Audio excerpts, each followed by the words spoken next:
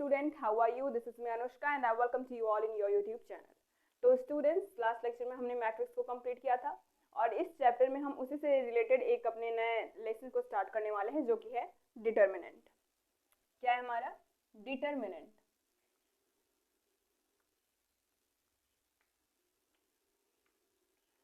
ये भी हमारा जो है वो मैट्रिक्स का एक टाइप ही है। इसमें हम मैट्रिक्स को ही पढ़ने वाले हैं, लेकिन उसकी कुछ प्रॉपर्टीज होंगी जो फॉलो करेगा तब वो क्या बन जाएगा हमारा डिटर्मिनेंट। तो हम 10th में पढ़ चुके हैं कि अगर हमारे पास कोई दो इक्वेशन गिवन है, जैसे a1x plus b1y is equals to c1, ये एक इक्वेशन गिवन है हमारे पास, और दूसरी इक्वेशन है a2x plus b2y is equals to c2। ये हम कॉन्सेप्ट क्लियर कर रहे हैं किसके लिए? डिटर्मिनेंट के लिए। तो हमें 10th में ऐसा इक्वेशन गिवन होता था, तो उधर उसमें क्या दिया गया रहता था कि a1/a2 is not equals to b1/b2। तो इससे क्या होता था? इससे होता था कि ये दोनों इक्वेशन हमें कैसा सॉल्यूशन देंगे? यूनिक सॉल्यूशन देंगे। यूनिक सॉल्यूशन, ये हमें यूनिक सॉल्यूशन देंगे, राइट। और जब हम मैट्रिक्स पढ़ रहे थे तो मैट्रिक्स में हमने देखा था कि हम इन दोनों इक्वेशन को किस फॉर्म में लिख सकते हैं। हम इन दोनों इक्वेशन को लिख सकते हैं a1 b1 a2 b2 xy is equals to c1 c2। इस तरीके से हम जब मैट्रिक्स को स्टार्ट किया था, हमने जब उसकी बेसिक को समझा था, तब इस तरीके से हम मैट्रिक्स को लिखते थे, राइट। मैट्रिक्स को पढ़ने से पहले हमने उसे इस फॉर्म में चेंज किया था, इस इक्वेशन को। तो इसको हम मैट्रिक्स के फॉर्म में अगर लिखें a1 a2 और b1 b2, तो ये चीज जो है हमारी यूनिक सॉल्यूशन कौन सा इक्वेशन रिप्रेजेंट कर रहा है? a1/a2 is not equals to b1/b2। तो इसको हम एक तरीके से और भी लिख सकते हैं कि a1 b2 minus a2 b1 is not equals to 0। ये 0 के इक्वल ना हो, राइट। तो ये जो सॉल्यूशन है हमारा कौन रिप्रेजेंट कर रहा है? किससे रिलेटेड है? इस वाले मैट्रिक्स। अगर हम इस मैट्रिक्स को A माने, तो ये जो सॉल्यूशन है हमारा, ये किससे रिलेटेड है? ये रिलेटेड है हमारा मैट्रिक्स A से। मैट्रिक्स A से हमारा ये सॉल्यूशन रिलेटेड है। तो इस टाइप के मैट्रिक्स को हम क्या बोलते हैं? इस टाइप के मैट्रिक्स को हम डिटर्मिनेंट बोलते हैं। डिटर्मिनेंट, इस टाइप के मैट्रिक्स को हम डिटर्मिनेंट बोलते हैं। किस टाइप के?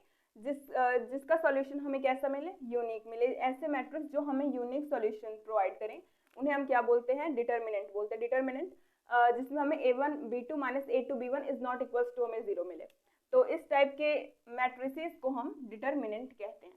तो अगर आप इसको नोट डाउन करना चाहते हैं तो आप इसको नोट डाउन करिए। अब डिटर्मिनेंट होने की सबसे पहली कंडीशन हमारी ये होती है कि हमारा जो मैट्रिक्स होना चाहिए, मैट्रिक्स हमारा कैसा होना चाहिए? वो स्क्वायर होना चाहिए। मैट्रिक्स हमारा स्क्वायर होना चाहिए, तभी क्या वो मैट्रिक्स हमारा क्या होगा? डिटर्मिनेंट होगा। तो डिटर्मिनेंट की अगर हम प्रॉपर डेफिनेशन लिखें, अगर हम इसकी डेफिनेशन लिखें प्रॉपर, तो क्या होता है? वे सभी स्क्वायर मैट्रिक्स, उनका ऑर्डर चाहे कोई भी हो, 1 2 3 4 एंड कुछ भी हो उनका ऑर्डर, वो क्या रिप्रेजेंट करते हैं? वो डिटर्मिनेंट को शो करते हैं। तो इसकी डेफिनेशन क्या होगी? ऑल स्क्वायर मैट्रिक्स या every square matrix, all square matrix of order n, matrix हमारा कौन सा? इधर लिख देते हैं पहले, matrix aij, A is equals to aij, right, of order n,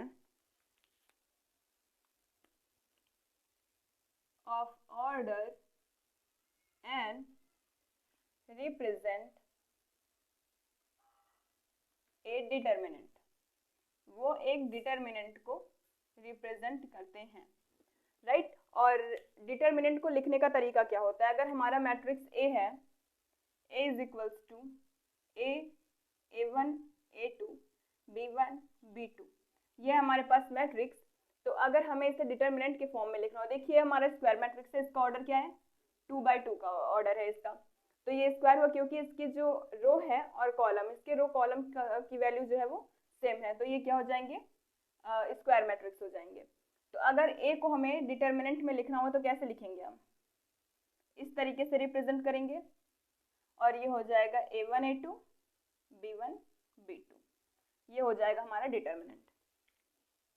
और लिखते कैसे हैं इसको, and it is denoted by determinant of A, DET of A, या फिर डेल्टा, राइट। तो इसमें नोट करने वाली दो बातें हैं।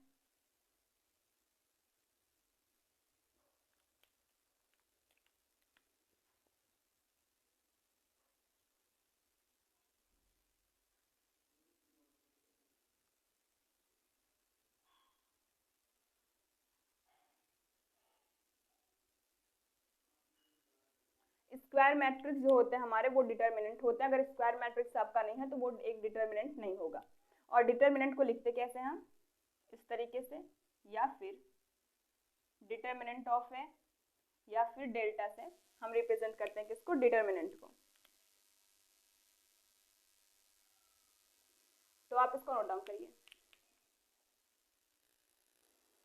अब हम देखने वाले हैं कि अगर हमारे मैट्रिक्स का ऑर्डर 1 है तो उसका हम डिटर्मिनेंट कैसे फाइंड आउट करेंगे, राइट। अगर ऑर्डर क्या है हमारा 1 है,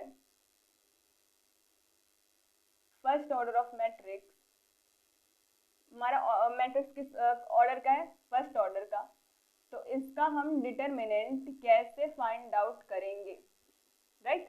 तो अगर फर्स्ट ऑर्डर का कोई भी मैट्रिक्स गिवन होता है, अगर ए मैट्रिक्स है हमारा A इज इक्वल्स टू ए, तो उसका जो डिटर्मिनेंट होगा, तो अगर हम डिटर्मिनेंट ऑफ ए निकालें, डिटर्मिनेंट ऑफ ए क्या हो जाएगा, ए हो जाएगा, सिर्फ और सिर्फ ए।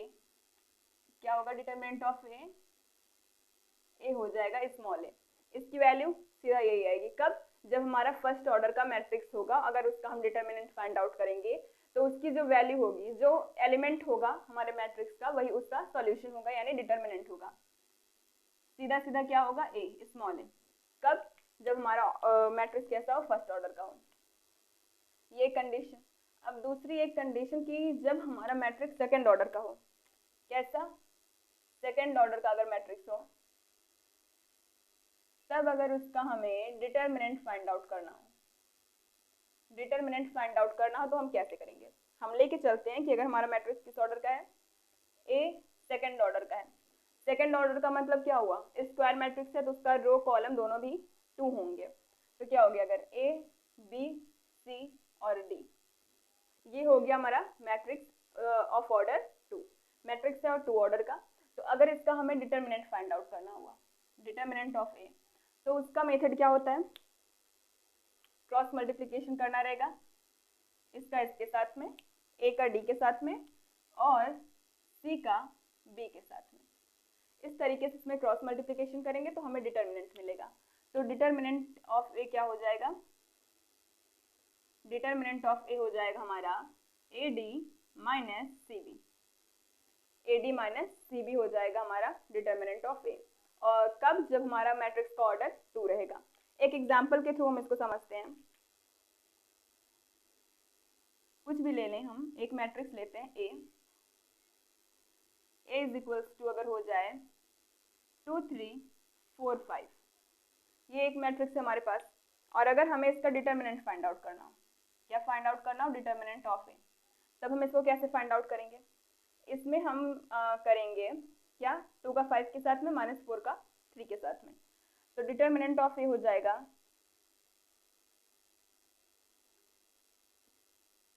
2 क्रॉस 5 माइनस 4 क्रॉस 3, तो 5 2 जा 10 माइनस 4 3 जा 12, कितना आ गई वैल्यू, -2 नॉट इक्वल्स टू 0। तो मैंने आपको बता रखा है कि ये जब यूनिक सॉल्यूशन को रिप्रेजेंट करेंगे तो वो क्या होगा हमारा डिटर्मिनेंट, तो -2 वैल्यू आ गई हमारी। तो डिटर्मिनेंट को इस टाइप से हम फाइंड आउट करते हैं, किसमें, जब हमारा ऑर्डर 2 हो या फिर ऑर्डर 1 हो। तो आप इसको नोट डाउन करिए। अब हम देखेंगे कि अगर हमारा मैट्रिक्स जो है 3 by 3 ऑर्डर का है, देखिए इस चैप्टर में हम सिर्फ और सिर्फ 3/3 ऑर्डर के, यानी मतलब 2/2, 1/1, 3/3 तक देखेंगे हम। 4 ऑर्डर के या फिर 5 ऑर्डर के मैट्रिक्स को इसमें नहीं देखने वाले हैं। तो डिटरमिनेंट में हम सिर्फ और सिर्फ 3/3 ऑर्डर के ही मैट्रिक्स को देखेंगे, राइट। 3/3 ऑर्डर तक के मैट्रिक्स को देखेंगे। तो अब हमें क्या फाइंड आउट करना है, डिटरमिनेंट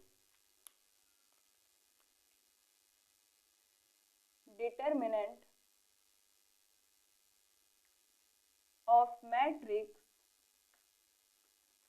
ऑफ ऑर्डर 3। अब हमें देखना है कि अगर हमारे पास कोई मैट्रिक्स गिवन है जिसका ऑर्डर क्या है, हमारा 3 है, तो उसका डिटरमिनेंट हम कैसे फाइंड आउट करेंगे। अभी हमने देखा था कि फर्स्ट ऑर्डर के मैट्रिक्स का, फिर सेकंड ऑर्डर के, और फिर अब थर्ड ऑर्डर का।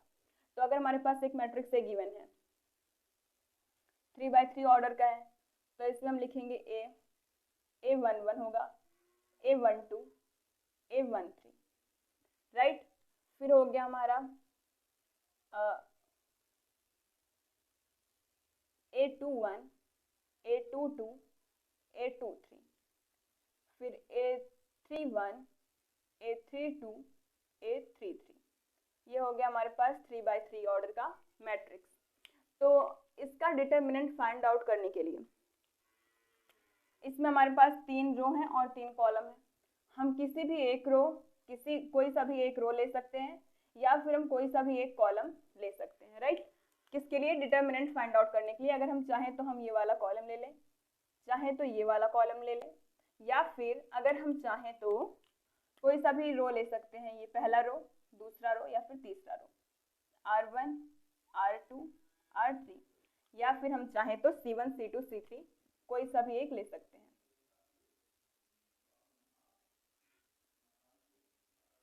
तो इसका डिटरमिनेंट कैसे फाइंड आउट करेंगे। तो अगर हम R1 को लेके चलें, देखिए कोई सा भी एक लेना है, चाहे जो ले, आंसर जो है हमारा सेम आएगा, राइट। आंसर हमारा सेम आने वाला है, तो हम कोई सा भी एक लेके चलेंगे। तो मैं आपको R1 के लिए लेके बताती हूँ कि R1 के लिए हम डिटरमिनेंट कैसे फाइंड आउट करेंगे। किसी के लिए भी फाइंड आउट करेंगे, वैल्यू सेम आएगी, और तो हम R1 को लेके चलेंगे सबसे पहले। फॉर R1 को लेके चल रहे हैं, तो इसमें क्या करना है, हमें A11 को लेके चलना है, और इसका जितना है, इधर देखिए हमें क्या दिख रहा है, इसके सबस्क्रिप्ट में, हमें 1 दिख रहा है। तो हम क्या करेंगे डिटरमिनेंट फाइंड आउट करने के लिए, देखिए -1 की पावर कितना हो जाएगा, जितना इसके सबस्क्रिप्ट में रहेगा। ये कौन सी पोजीशन पे है, 1 की। ये पहला रो लेकिन दूसरा कॉलम है, ये पहला रो लेकिन तीसरा कॉलम है, इस तरीके से, राइट। तो इसका सबस्क्रिप्ट क्या है, 1 तो क्या करेंगे 1 + 1, फिर उसके बाद A11, ब्रैकेट के अंदर हमारा क्या रहेगा, ब्रैकेट के अंदर रहेगा A22। देखिए अब हमें किसको छोड़ के चलना है, अब हमें छोड़ देना है किसको, पहला रो पहला कॉलम, इसे हमें छोड़ देना है, राइट। जैसे ही हमें दिखेगा R1 लेके चलेंगे तो पहला रो पहला कॉलम छोड़ेंगे, R2 लेके चलेंगे तो दूसरा कॉलम दूसरा रो, और फिर अगर R3 लेके चलेंगे तो तीसरा कॉलम और तीसरा रो, तीसरा कॉलम तीसरा रो हमें छोड़ना रहेगा। तो अब इसमें हम ये वाली चीज़ों को छोड़ देंगे, तो हमारे पास क्या बचेगा, हमारे पास बचेगा A22, A23, A32, A33, इतना बचा हमारे पास। तो अब इसका हम सेम उसी तरीके से करेंगे जैसे हम 2/2 ऑर्डर के मैट्रिक्स को करते हैं। अगर हम इसको बाहर से देखें तो ये कैसा है, A22, A23, A32 और A33, ये मैट्रिक्स हमारे पास आ गया, राइट। तो ये किस ऑर्डर का है, 2/2 का। तो 2/2 ऑर्डर के मैट्रिक्स का हम डिटरमिनेंट कैसे फाइंड आउट करते हैं, 2/2 ऑर्डर के मैट्रिक्स का डिटरमिनेंट हम फाइंड आउट करते हैं क्रॉस मल्टीप्लिकेशन से। तो उसी तरीके से इसमें भी करेंगे। तो क्या होगा, यहाँ पे हो जाएगा A22 इंटू A33, फिर -A32 इंटू A23, ये हो गया। अब क्या करना है, ये डिटरमिनेंट हम फाइंड आउट कर रहे हैं, डिटरमिनेंट ऑफ ए, राइट। अब क्या करना है, यहाँ पे प्लस करेंगे हम, प्लस, फिर उसके बाद दूसरा लेंगे। देखिए R1 को ही लेके चल रहे हैं हम, तो अब पहले हमने A11 के लिए लिया, पहले एलिमेंट के लिए, ऐसे हमें तीनों एलिमेंट का निकालना रहेगा, पहले दूसरे तीसरे तीनों एलिमेंट के लिए हमें डिटरमिनेंट फाइंड आउट करना रहेगा। तो क्या करेंगे, पहले A11 के लिए तो हमने कर लिया, अब क्या करेंगे हम A12 के लिए करेंगे, A12। तो A12 में हम क्या करेंगे, -1 की पावर क्या होगा, जल्दी बताइए, उसके सबस्क्रिप्ट में क्या है, -1 की पावर होगा 1 + 2, यहाँ पे क्या दिख रहा है 1 + 2, तो 1 + 2। इसकी पोजीशन क्या देखिए, पहला रो है और दूसरा कॉलम, जो पोजीशन होगी वही हमें ऐड करना है। इसकी पोजीशन क्या है, पहला रो है ये और दूसरा कॉलम है, राइट। तो क्या करेंगे 1 + 2।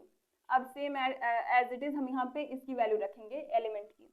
तो यहाँ पे हमने a11 की वैल्यू को रखा था, यहाँ पे हम a12 की वैल्यू को रखेंगे a12। अब अगेन हमें क्या करना है, अब हम इसे इधर से रिमूव करते हैं।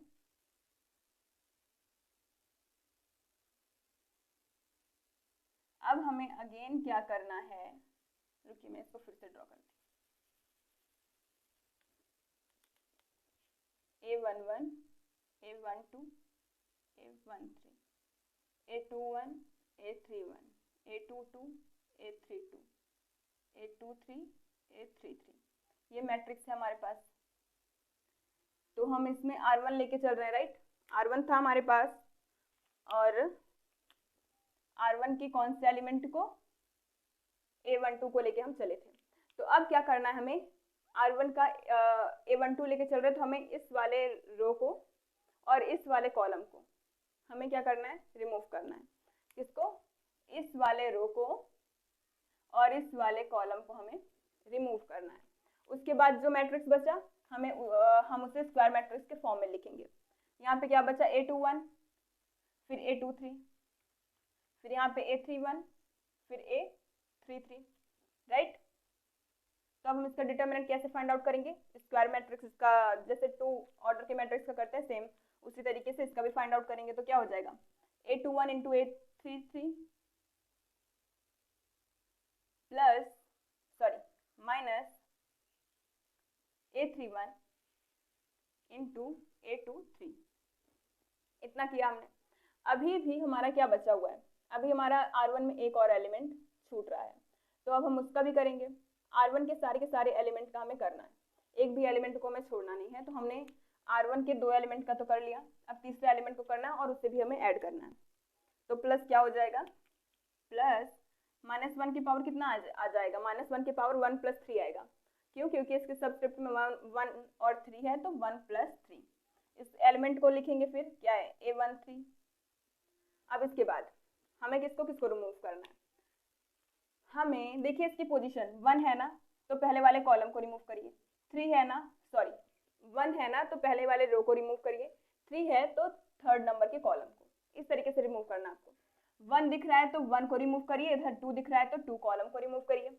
1 दिख रहा है 1 1, तो इस वाले 1 को इस वाले 1 को रिमूव करिए, राइट। जो आपको सबस्क्रिप्ट में दिखेगा उसी नंबर को आपको रिमूव करना है। जो रो और कॉलम आपको दिखेगा उसी रो कॉलम को आपको रिमूव करना है।